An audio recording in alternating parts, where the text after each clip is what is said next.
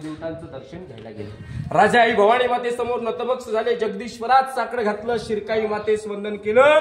याच मार्गाने राजांच्या हत्तीच्या अंबारीवरती मिरवणूक येते।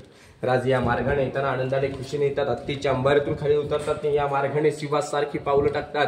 बाजूला 6000 प्रजा, 6000 प्रजेच्या कमरेला भगवी शाळ तर डोक्यात मनाचा पेटा।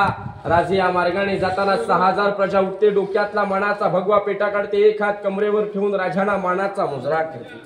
राजे तो 6000 प्रजेचा मानाचा मुजरा स्वीकारतात। राजे या मार्गाने जाताना आनंदाने जातात, परंतु समोर त्या 4 पायऱ्या चढताना राजांचं अंतःकरण भरतं, राजांच्या डोळ्यातून पाणी येऊ लागतं, अश्रू येऊ लागतात। तर का ज्याने हिंदवी स्वराज्य घडवलं, ज्याने स्वराज्यासाठी रक्ताचे पाठ घालवले, तो मावळा मात्र या दरबारात दिसत नव्हता।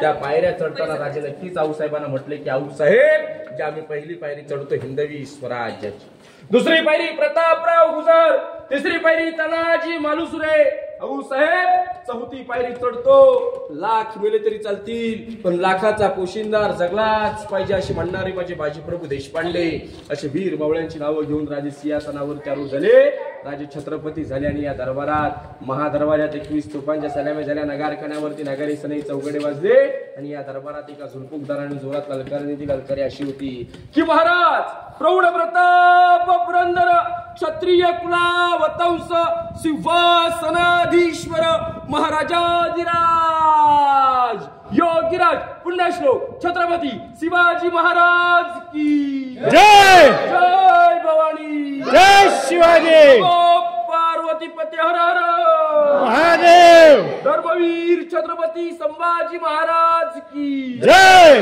राष्ट्रमाता राजमाता जिजाऊबा साहेबांचा विजय असो। अशा गोष्ट झाल्या आणि याच प्रकारे राजांचा राज्याभिषेक पार पडला। समोर जे सिंहासन आहे पंचधातूचा आहे, औरंगजेबाचा सरदार जुल्फिकार खान टोपणनाव वितिकत खान याने गणाचे गाव घालून सोन्याचं सिंहासन लुटून नेलं। आता आपल्याला पंचधातूचं पाहायला मिळतं। कोल्हापूरचे 13वे वारसदार याने 2009 मध्ये मूर्तीची स्थापना केली आहे।